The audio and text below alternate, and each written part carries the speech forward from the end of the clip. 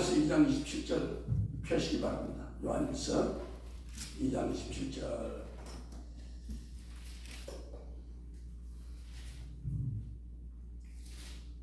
요한일서 2장 27절 찾으시면 아멘.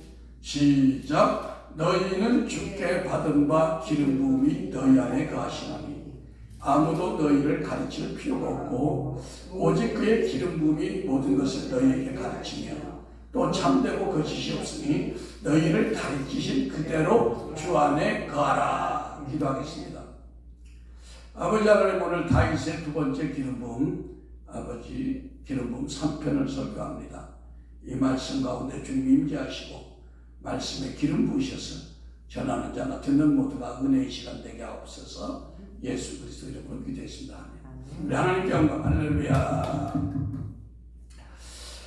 우리가 지난번 우리가 기름 부음 세 번째인데, 지난번에는 우리가 다윗의 두 번째 기름 부음에 대해서 우리가 말씀을 나눴습니다. 첫 번째 기름 부음은 뭐예요?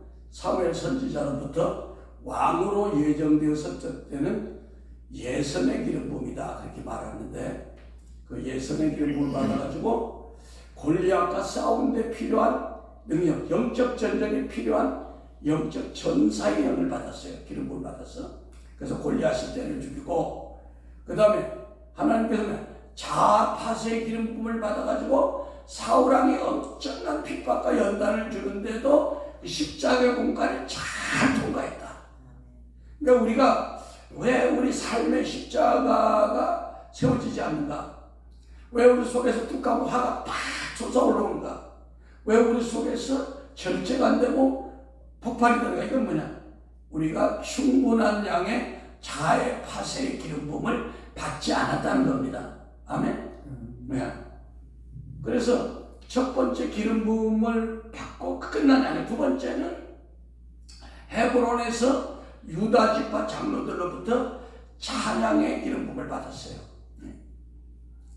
그래서 유다 지파의 왕으로 세워졌고, 이스라엘 지파 12지파 중 유다 지파에게만 기름 부음을 받았다는 것은 온전한 기름 부음을 받은 것이 아니라 또 다른 세 번째 기름 부음이 남아있다, 이런 얘기입니다. 그러니까 우리가 기름 부음을 받을 때마다 새로워진 거예요. 목사님 오늘 기름 부음 받으면서 새롭게 가슴이 또 열리는 거죠. 할렐루야. 또 다음에 기름 부음은 또 다른 차원으로 우리가 또 올라간다. 할렐루야. 믿습니까? 목사님 오늘 너무너무 행복하고 뿌듯하고 만족한 기름 부음을 받았어요. 그죠? 말할 수 없으나 표현할 수 없는 그런 걸 받았어요. 그죠? 네. 이 기름 부음 받은 자만 하는 거야. 말할 수 있는 것도 있고 말할 수 없는 것도 있다. 아멘. 그죠? 네. 그래서 지난번에 기름 부음은 일반적인 찬양의 기름 부음이다. 오늘은 예언적 찬양의 기름 부음을 같이 받은 거예요. 그 지난번에 양이 많기 때문에 다 못하고 오늘은 뭐다 따릅니다. 예언적 찬양의 기름 부음. 네. 우리가 유다라는 이름은 찬양이라고 우리가 배웠죠. 예. 그래서 찬양은 하나님이 가장 기뻐 받으시는 것이며, 찬양할 때 우리 속에 어둠이 떠나고 막힌 것이 돌파되는 강력한 능력이 있습니다. 목사님 생각해 보세요. 여기서 제가 막 불러 막 때리고 밀고 뭐 그런 게 아니라 부드럽게 인격적으로 하는데 가슴 계속 열리죠. 그죠? 얼굴은 계속 빛이 나죠. 그죠? 이게 진짜 기름 부음인 거야. 근데 우리 아직 한국 사람들은 뭐야? 율법적이고 종교적인 면이 있어가지고 막 그냥 강단에서 들이뛰고 막 소리 크게 지르고 목이 쉬면 그게 은혜인지 아는데, 그게 뭐다? 그 겉사람 혼에 속한 은혜야. 더 깊은 영적인 은혜가 아니란 말이야. 근데 많은 사람들이 종교성 영이 강하기 때문에 그런 걸 좋아해.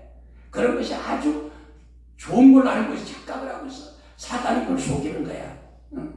지금 사람들이 많이 모이는데 어디 저하고 종시하는 그분 집에 보면 사람들이 인산인을 이루는데 찬양하는 사람들은 막 속된 말로 뭐 돼지 몇 다는 소리를 하는데 은혜 받았대. 근데 그런 데 가서 이런 찬양을 하면 아니 뭐 싱겁다. 신고 빠진다. 그러니까 뭐 차이가 있어. 어린 나이하고 어른하고 차이가 있는 거야. 단단한 식물을 먹는 거하고 또 뭐야? 젖을 먹는 사람하고 한맛도 아니죠. 얘기 안 되죠? 그래서 우리나라에는 아직 뭐 베님이라든지 캐더린 쿨만 같은 그 대중 찬양 집회를 할 때 막 강력한 하나님의 영광의 초자연적인 그 은혜가 임해가지고 막 희재, 치유, 기적, 이사 이런 그 찬양과 경배의 사역은 아직 한국은 미미해요. 왜? 한국은 아직 종교적인 영이 강해가지고. 근데 미국 같은 데 뭐야? 막 델라스나 막 이런 데서 막 사역 같은 데 보면 막 10만 명 분이 모인데 막 조용하게 부드러운 찬양을 하는데 막 휠체어 환자들이 한 번에 막 50명씩 치료가 되어지고 암이 막 떠나가고 어느 것이 좋아요? 막 뻘뻘뻘 뛰면서 막 등까지 때리면서 회개하라고 막 하면서 하는 것보다 부드럽게 젠틀하게 하는데 성령님이 막 깊이 임재해가지고 우리가 더 완전한 가운데 나가야 될 거 아닙니까? 안 그렇습니까? 예.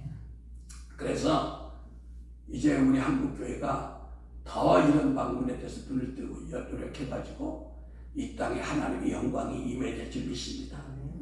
그러니까 그 기독교 역사적으로 보면 교회 안에 찬양과 경배가 가장 크게 나타나는 시기가 가장 부흥이 크게 나타났다는 거예요. 역사적으로.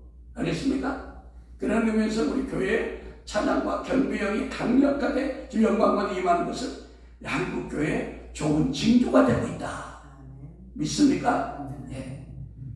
그래서 제가 몇 년 전에 읽은 그 책이 있어요. 흥분하면서 한꺼번에 밤새면서 읽은 책이 있는데 토미 텐이라는 사람이 쓴 하나님의 임재 이런 책을 있으면 한번 구해보세요.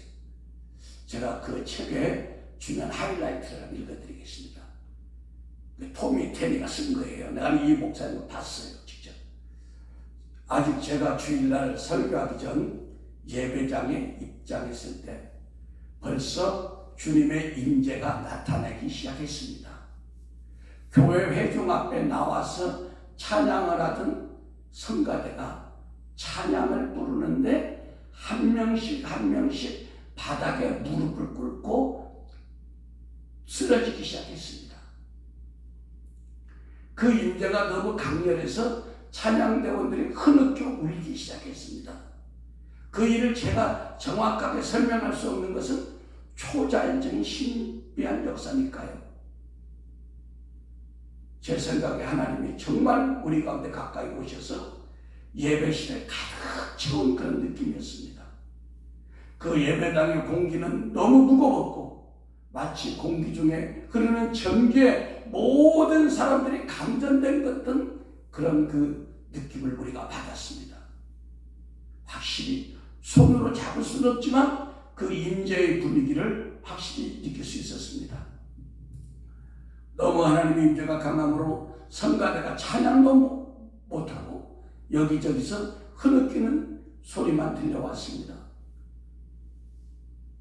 뒤이어서 예배당 안에 모든 성도들이 울고 있었음을 알 수 있었습니다. 하나님이 바로 그곳에 임재해 계셨습니다. 하나님을 간급해서 쫓던 우리가 실제로 하나님을 그날 만난 것입니다.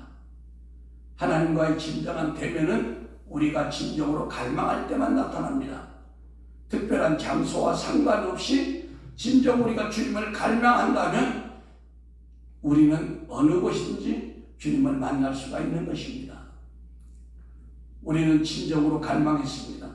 지난 2주 동안 진정으로 하나님을 갈망한 그곳에 우리 교회 땅에 주님이 임재하신 것입니다. 저는 느꼈습니다. 하나님이 지금 여기에 계시다고.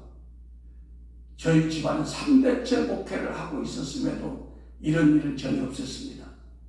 그때 저와 같이 동역을 한 리처드 목사님이 제게 머리를 숙이며 말했습니다. 토미 목사님, 이제 당신이 나가서 설교할 시간이야. 빨리 올라가요.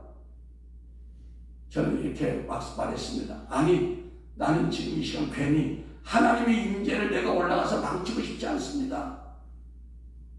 나는 지금 임재의 분위기를 망치고 싶지 않으면 오늘 설교 안 하겠습니다. 내가 하나님을 무서워서 그런 게 아니라 지금 주님의 임재가 강력한데 혹시 제 설교를 잘못해가지고 임재를 잊어버릴까 싶어서 제가 염려했다는 거예요. 리처드 목사님은 자신이 지금 하나님의 음성을 그럼 내가 들은 것 같은데 그럼 제가 할까요? 네, 그러면 리처드 목사님 당신이 설교하세요. 그래서 그 목사님이 조용히 강대상으로 걸어 올라갔고 그분이 강대상으로 올라갈 때 저는 어떤 일이 막 일어날 것이라는 예감 때문에 나도 모르게 그 리처드 목사님의 뒤를 조심스럽게 따라 올라갔습니다. 왜? 뭔가 어떤 일이 일어날 것이라는 강력한 예감이 있었기 때문입니다. 이제 리처드 목사님은 본문 말씀 역대하 7장 14절 말씀을 인용하고 다음과 같이 설교하기 시작했습니다. 역대하 7장 14절은 내 이름으로 일컫는 내 백성이 그 악한 길에서 떠나 스스로 겸비하고 기도하여 내게 얼굴을 구하면 내가 하늘에서 듣고 그 죄를 사하고 그 땅을 고칠지라. 그 말씀을 읽고 리처드 목사님은 주님께서 주님의 손에 있는 축복만 구하지 말고 여러분 하나님이 주님의 얼굴에 있는 주님의 마음과 주님의 영광을 구하라고 말씀하십니다. 이렇게 말씀하는 순간에 예배당에 마치 번개가 팡 치고 있었습니다. 예배당 안에 번개가 들어올 수 없는데 순간 번개가 치면서 쫙 하고 굉음이 났는데 동시에 리처드 목사님 3m 뒤로 붕 떠가지고 바닥에 떨어지고 목사님이 양손을 잡고 설교하는 강대상이 앞으로 쭉 날아가면서 두 동강이 꽉 쪼개지면서 한 개는 오른쪽 한 개는 왼쪽에 떨어져 있는 거예요. 그래서 그 당시 예배 인원이 800명인데 좌석에 800명이 그걸 다 본 거예요. 그래서 그 강대상에 땅바닥에 넘어지면서 막 안내위원들이 재빨리 와가지고 사람들이 진정하도록 강대상 부서진 부분 다 치웠어요. 그래서 하나님의 임재가 너무 막 가득해가지고 숨을 들이키면 파가 막 얼음이 들어와서 어는 것처럼 얼얼할 정도로 막 그런 임재가 막 가득 찼습니다. 중도생명. 이게 뭐예요? 하나님의 임재를 이분이 얘기하는데 어떻게 찬양대원이 찬양을 시작하는데 임재가 시작됐다는 겁니다. 지금 저는 이걸 얘기하는 거예요. 할렐루야. 우리의 찬양이 얼마나 중요한가를 지금 얘기하는 거예요. 믿습니까? 예. 그래서 성도들이 전능하신 하나님을 높이 찬양을 시작하면 그 가운데서 하나님이 임재하시고 하나님의 권능과 하나님의 계시하심이 하나님의 백성들에게 임하는데 열왕기하 3장에는 검은 고 타는 자를 대령시켜라 엘리사가 그렇게 했어요. 왜? 검은 고를 탈 때 하나님의 임재가 임함으로 말미암아 엘리사가 임재 가운데 들어가서 예언적인 말씀을 선포하기 때문에 그래요. 열왕기하 3장 15절을 보겠습니다.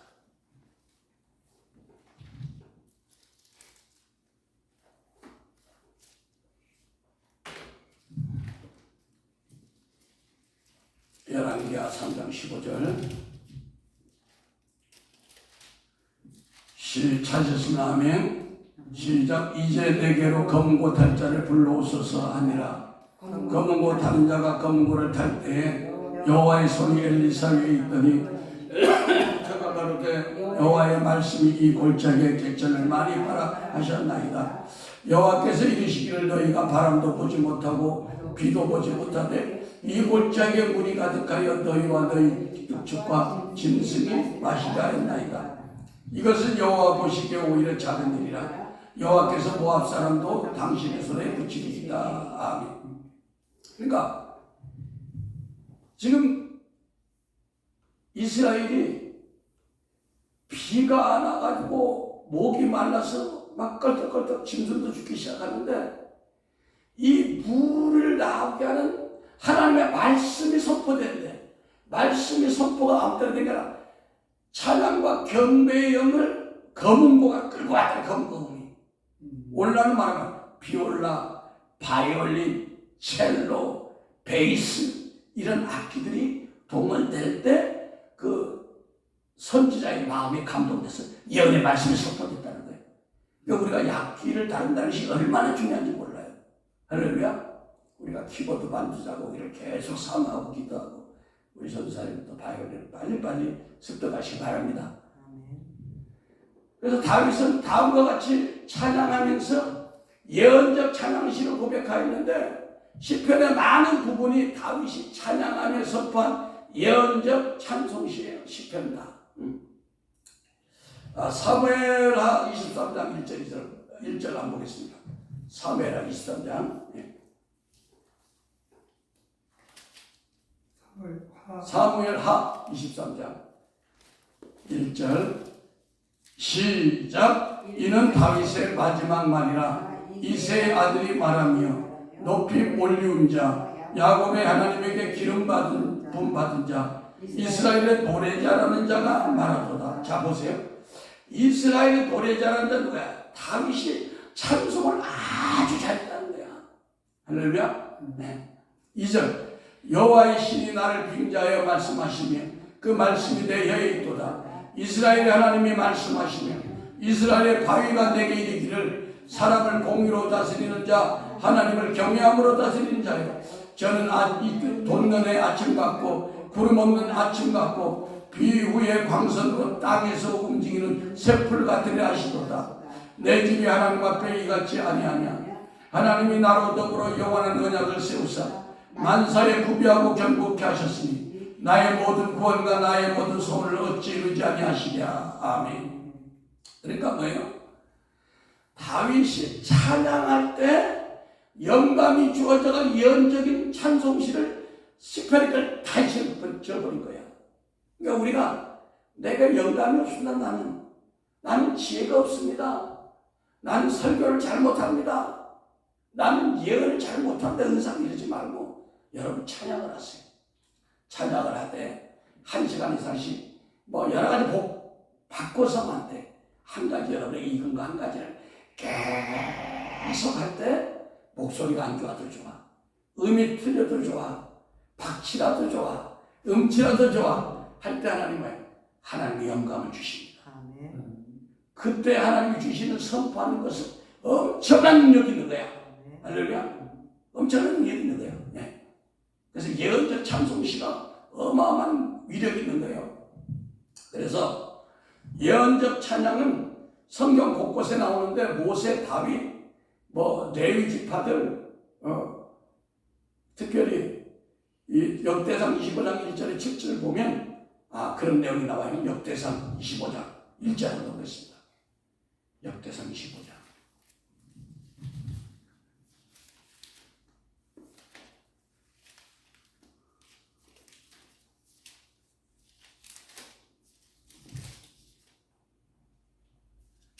역대상 25장 시작 1절 다윗이 군대 장관들로 더불어 아삽과 헤만과 여두분의 자손 중에 구별하여 섬기게 하되 수금과 비파와 재금을 잡아 신령한 노래를 하게 하였으니 그 직무대로 일하는 자의 수요가 이러하니라. 아삽의 아들 중 삭굴과 요셉과 느다냐와 아삽의 아들들이 아삽의 수하에 속하여 왕의 명령을 쫓아 신령한 노래를 하며 여두둔에게 이르는 그 아들 그달리아와 스리아와 여샤와 하샤바와 마띠아와 6사람이니 그 아들 여두둔의 수하에 속하여 수금을 잡아 신령한 노래를 하며 여호와께 감사하며 찬양하며 헤만에게 이르는 그 아들 북기야와 마띠아와 욱시엘과 스미엘과 여리목과 하나냐와 하나니와 엘리아다와 갓들기와 로암디에셀과 유무 분사사와 말로디와 오델과 마시옷이라. 이는 헤만의 아들들이 나팔을 부는 자며 헤만은 하나님의 말씀을 받드는 왕의 선견자라. 하나님이 헤만에게 14아들과 3딸을 주셨더라. 이들이 다 그 아비의 수하에 속하여 재금과 비파와 수금을 잡아 여호와 하나님의 전에서 노래하며 섬겼으며 아삽과 여두둔과 헤만은 왕의 수하에 속하였으니 저희와 모든 형제곧 여호와 찬송하기를 배워 익숙한 자의 수요가 288이니라. 아멘. 그러니까 오늘날로 말하면 뭐냐, 이 아삽과 여두둔과 해만이 왕수아의 직속 비서관이, 오늘날은 대통령 찬양 비서관, 오늘날은 뭐 신정국가가 아니니까 그런 게 없지만 대통령이, 그러니까 왕이 특별히 수석 비서관 3명을 찬양하는 사람한테 세웠다는 거예요. 얼마나 이 찬양이 중요한가를 다윗은 알았어요. 그러니까 다윗 시대는 얼마나 나라가 강성했습니까? 그리고 이 찬양하는 사람이 288명, 288명은 아무것도 안 하는 거예요. 이 사람들은 뭐 일도 안 하고 그냥 찬양만 평생 해요, 평생. 288명. 미국에서 뭐예요? 캔사스에 그 아이아베 가면 이제 이걸 본따가지고 24시간 찬양을 하잖아요. 계속 찬양팀을, 12팀을 만들어가지고 하루에 2시간씩 계속 저녁에도 쉬지 않고 찬양하는 거예요. 그러니까 한국에도 이제 이런 그 찬양하는 교회가 세워질 줄 믿습니다. 24시간 주님을 영화롭게 찬양. 24시간 못할지라도 몇 시간 할지라도 악기를 가진 자들 다 와서 하면 얼마나 좋겠어요. 왜? 하나님의 찬양의 임재가 강력한 곳에서 하나님께서는 주님의 뜻을 계시하십니다. 그래서 주님의 백성들에게 하고자 하는 예언적인 말씀을 들려주실 뿐 아니라 우리 안에 계신 성령께서 우리가 알지 못하고 깨닫지 못하는 언어와 의미로 또 신령한 노래를 부르게 하는 거예요. 찬양을 할 때 여러분이 찬양의 뭐 그 각 국조의 가사에 매이지 말고 성령께서 어떤 막 이상한 음을 주고 알아도 자기는 이해하지 못하는 음을 주더라도 그냥 하세요. 그게 하나님께서 주시는 신령한 노래입니다. 왜냐하면 사도 바울이 에베소 5장 18절 19절에 술 취하지 말라, 이는 방탕한 것이니 오직 성령의 충만함을 받으라. 시와 찬미와 신령한 노래로 서로 화답하며. 시와 찬미와 신령한 노래. 그래서 찬양이 가져오는 놀라운 구원의 역사가 있습니다. 구원의 역사라니까 꼭 예수 믿어서 구원받는 그것이 아니라 악한 영들에게 묶여가지고 고통받는 사람들, 가슴이 답답하다든지 뭐 이런 분들이 어려운 그런 환경으로부터 노임받아 영혼육이 치료되는 거, 포괄적인 의미를 얘기하는 거예요. 그래서 찬양 가운데 특별히 선포되는 예언사역은 이건 놀랍게 역사합니다. 제가 할 수 있으면 여러분들 헌금복 들고 사역하지 않고 그냥 기도해주고 찬양할 때 선포하는 것은 뭐냐, 그만큼 강력한 역사가 나타나는 거예요. 우리가 봐요. 예언적으로 봉투 보고 사역을 하면 자칫하면 자기 하나님 생각에서 예언할 수가 있어요. 그러나 하나님의 영광이 쫙 임해서 사역자를 사로잡는 상태에서는 자기 말이 아니라 성령께서 하시는 말씀을 하는 거예요. 그때 선포되는 말 즉각적으로 역사가 나타납니다. 할렐루야. 놀라운 역사는 왜? 하나님의 보좌의 영광 가운데 선포되는 말씀이 된 그런 거야. 그러니까 우리가 민수기 23장에 나온 것처럼 발람의 예언에서 본 것처럼 발락은 발람을 꼬셔가지고 내가 너에게 돈을 많이 줄 테니까 이스라엘을 좀 저주했으면 좋겠다. 이스라엘 때문에 우리가 힘들어 못 살겠다. 그래서 발람이 그 얘기를 듣지만 가지 말았는데 발람이 가가지고 발락의 말을 들을 것 같은데 딱 하나님의 임재가 임하니까 발락이 원하는 대로 예언이 안 되고 하나님이 원하는 대로 이스라엘을 축복하는 예언이 나가는 거예요. 응? 그러니까 왜? 우리가 방언 가운데 들려진 예언적 음성 뭐 그것도 때로 필요하죠. 그러나 더 중요한 것은 우리가 신령한 찬양을 할 때 하나님께서 정확한 음성을 주시고 그 음성이 삶 가운데 적용되어진다는 거 믿습니까? 네. 그걸 여러분들이 깨달아야 돼. 우리가 민수기 23장 7절 한번 보세요. 민수기 23장 7절.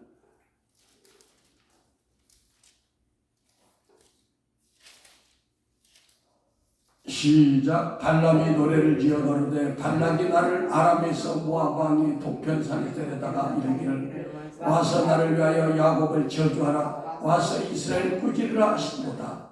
하나님이 저주하지 않으신 자를 내가 어찌 저주하며 여호와께서 꾸짖지 않은 자를 내가 어찌 꾸짖었고 내가 바위 위에서 그들을 보며 작은 산들에서 그들을 바라보니 이 백성이 홀로 취할 것이라. 그를 열방 중에 하나로 여기지 않으시리로다. 야곱의 티끌을 위능히 개설하며 이스라엘의 사분지를 위능히 개수하고 나는 의인의 죽음같이 죽기를 원하며 나의 종말이 그와 같이 되기를 바라노다. 발락이 발람에게 이르되 그대가 어찌 내게 귀같이 하였느냐. 나의 원수를 저주하라고 그대에게 데려왔거든. 그대가 온전히 축복하였도다. 대답하여 가로되 여호와께서 내 입에 주신 말씀을 내가 어찌 말하지 아니할 수 있으리까. 아멘. 그러니까 왜? 발람이 예언자인데 아무리 저주를 하려고 해도 저주가 안 나오네. 왜? 찬양 가운데 선포되는 예언자 말씀이 그렇다는 거예요. 알겠습니까? 그래서 다윗이 수금을 타며 찬양할 때 사울에게 붙었던 악신이 막 떠나가고 치료가 되는 걸 볼 수 있어요. 그래서 기름 부음이 충만한 찬양 사역자와 악기를 다루는 사람 같이 악기를 다루면 막 병마가 저절로 치료가 됩니다. 그러니까 베니인 사역 같은 데 보면 찬양 사역자들 막 좋은 막 반주자들이 꽉 차 있어요. 베니는 혼자만의 힘이 아닌 거예요. 그 많은 악기들이 동원될 때 강력한 기름 부음이 역사하는 게 있습니다. 네. 그러니까 사무엘상 16장 23절에 하나님의 부리신 악신이 사울에게 이를 때 다윗이 수금을 취하여 손으로 탄즉 사울이 상쾌하게 났고 악신은 그에게 떠나더라. 그러니까 우리 자녀들한테 이 악기 하나씩을 다루게 할 필요가 있다 이게요. 네. 놀라운 영적인 무기인 줄 믿습니다. 우리 꼭 뭐 찬양 기도만 하고 그게 아니에요. 자, 한나에게도 예언적 찬양을 성령께서 하게 했어요. 예. 사무엘상 보면. 근데 예언적인 선포 찬양을 한 것이 그대로 삶에 이루어진 거야. 예. 왜? 한나가 뭐라고 예언했냐면 예언적 찬양시에서 임신하든 못하든 자는 7자녀를 낳는다는 예언적 찬양을 하자 사무엘상 2장 21절에 한나가 진짜로 새 아들과 두 딸을 더 낳게 됐다는 거예요. 응? 그래서 저도 찬양 시간에 될 수 있으면 하나님 주시는 메시지를 사람들에게 안위하고 건면하고 덕을 세우면서 예언적 메시지를 선포하려고 그래요. 왜? 그것이 그들에게 그대로 이루어지니까. 사무엘상 2장 1절 한번 보겠습니다.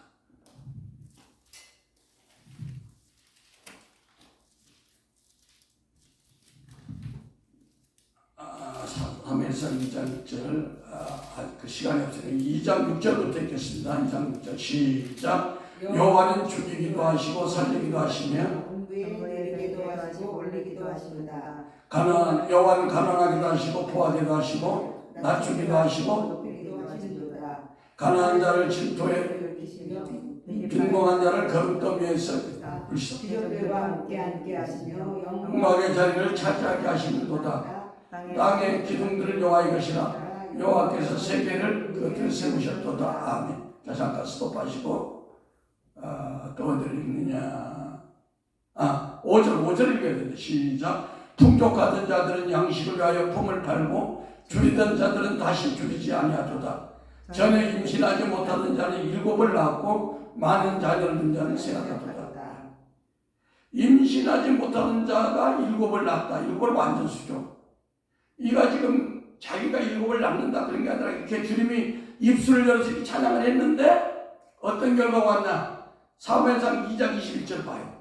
사무엘상 2장 21절 시작. 여호와께서 한나를 본고하사 그로 잉태하여 세 아들과 두 딸을 낳게 하셨고 아이 사무엘은 여호와 앞에서 자라니라. 그러니까 하나님 앞에서 한나가 애지중지하게 낳은 서원에서 난 아들 사무엘을 하나님께 바치니까 집에 아무도 없잖아. 아이들이 없으니까 심심하잖아. 그러니까 자기가 기도할 때 예언적 찬양시를 딱 했어요. 7자녀를 본다고 했는데 똑같이 21장에 가서 세 아들과 두 딸을 딱 낳아버렸다는 거예요. 그 여러분들이 기도도 좋지만 기도하다가 찬양이 나오면 찬양을 하시기 바랍니다. 찬양을 할 때 또 하나님께서 어떤 예언의 말씀을 선포하세요. 선포가 그대로 되어지는 역사 축복이 있다. 믿습니까? 네. 한나뿐 아니라 바울과 실라도 감옥에서 형편이 어려웠어요. 왜? 그들이 뭐 그냥 나쁜 일에서 감옥 간 게 아니라 복음을 전하다가 끌려가가지고 매를 맞고 손과 발에 착고가 채워지고 그런 상태에서 감옥엔 춥고 배도 고프고 한데 그들이 찬양의 제사를 드렸다는 거예요. 그러니까 어떻게 영적인 매임과 결박들이 막 풀어지기 시작해요. 막 그들의 수갑을 채운 것이 막 착고가 풀어졌다는 거예요. 왜? 찬양할 때 선포되는 예언적 메시지는 일반적으로 선포하는 말과 달라요. 왜? 하나님의 영광의 보좌가 이곳에 땅에 임하기 때문에 거기서 선포될 때 천사들이 그대로 일해버리는 거예요. 천사들이 그대로 일해버리는 게 하나님의 영광 가운데. 잘 들으세요. 그래서 그냥 일반적인 찬양은 뭐야? 천사들이 일하지 않습니다. 그러나 하나님의 영광이 임했을 때 하는 선포는 천사들이 일하기 때문에 거기서 기적이 나는 거야. 그러니까 사도행전 16장 25, 26장 한밤중쯤 되어 바울과 실라가 기도하고 하나님을 찬미하며 죄수들이 듣더라. 이에 호련히 큰 지진이 나서 옥토가 움직이고 문이 곧 열림에 모든 사람이 매인 것이 다 풀어졌다. 할렐루야. 그러니까 우리가 살다 보면 동서남북이 막히고 도저히 해결할 만한 그런 해결책이 안 보일 때 또 여러분의 영적인 착고가 막 틀어져가지고 가슴이 답답하고 힘들 때 막히지 않은 것이 있었다. 하늘만 안 막혔어. 할렐루야. 하나님 보좌가 우리 가운데 내려오면 천사들이 무소불위하게 일하기 시작합니다. 예. 그래서 우리가 처한 현실을 외면하지 말고 원망하지 말고 바울과 실라처럼 찬양하면 우리의 그 막혀진 옥토와 같은 환경들이 막 열리기 시작합니다. 막혀진 감옥문들이 열리기 시작합니다. 예? 예. 그러면서 거기 막 복음이 진 거다. 복음이 진 거다. 이렇게 말씀하면 사람들이 그래. 야, 기도를 해도 땅과 건물이 진동하는 체험이 있습니다. 막 그런 분들이 되게 있을 할 거예요. 그렇습니다. 저도 그 과거에 철야기도 시간에 제가 담임 받은 목사님과 30분 정도 열심히 보혈 찬양하고 막 기도하니까 어떻게 돼? 막 건물이 왔다 갔다 움직이는 거예요. 그 사람들이 막 밖으로 다 튀어나왔어. 이상하다고. 지진난 거 아니에요. 기도하는데 사도행전 4장 30절에 빌기를 다음에 모인 것이 진동하더니 무리가 다 성령의 충만함을 받았다. 할렐루야. 그러니까 그것은 기도만 해서 그런 게 아니라 막 찬양을 하고 나서 막 천사들이 왕래를 하니까 막 땅이 움직이는 거예요. 할렐루야. 막 기둥이 왔다 갔다 막 왔다 갔다. 이거 뭐예요? 놀라운 역사가 나타난다는 겁니다. 그래서 당시 헤브론에서 유다 지파 장로들로부터 두 번째 기름 부음을 받고 나서 우리가 찬양의 기름 부음을 받게 됐다. 그렇게 얘기했죠. 예. 그래서 당시 왜 그렇게 찬양시와 시편을 다 썼냐면 그가 받은 기름 부음이 찬양 경배하는 영과 또 찬양할 때 예언적인 메시지를 선포하는 능력을 같이 가지고 있어요.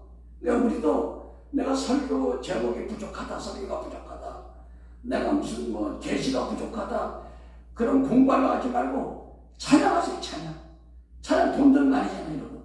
응? 찬양할 때 하나님 여러분 놀라운 지혜를 주십니다. 시편 34편 1편에 내가 여호와를 항상 송축하며 내 입술로 항상 주를 찬양하리라 그랬고, 시편 70편 22절 다윗이 나의 하나님의 내가 또 비파로 주를 찬양하며 주의 성실을 찬양하리라. 그러니까 다윗은 뭐 수금하리라 비파를 아껴도 잘 다뤘던 것 같아. 이스라엘의 거룩하신 주여 내가 수금으로 주를 찬양하리다. 시편 146편 2절에 나의 생전에 여호와를 찬양하며 나의 평생에 내 하나님을 찬송하리로다. 그래서 다윗이 하나님의 영광이 임재하는 법궤를 예루살렘 성전에 모시고 나서 한 일은 레위인 제사장들을 세워가지고 하나님의 성전에서 아까 288명을 세웠다고 했잖아요. 밤낮으로 24시간 찬양을 한 겁니다. 미국에 지금 아이아베 캔서스에 그런 그 24시간 찬양팀이 있잖아요. 기도팀이 있고. 우리 한국에도 이제 이런 단체들이 계속 세워지기를 소원합니다. 그래서 우리도 다윗처럼 찬양의 기름 부음을 받아서 예언적 메시지를 선포하면서 이 땅에서 정말 하나님 나라가 막연한 게 아니라 막 우리 삶 가운데 나타나는 그런 은혜가 우리 모두에게 있기를 축원합니다. 기도하겠습니다. 아버지 하나님 감사합니다. 오늘 우리에게 귀한 메시지를 주시니 감사합니다. 아버지 우리 삶 가운데 찬양의 영이 임함으로 말미암아 아버지 늘 하나님을 영화롭게 하는 모두 되게 하옵소서. 예수 그리스도 이름으로 기도했습니다. 아멘.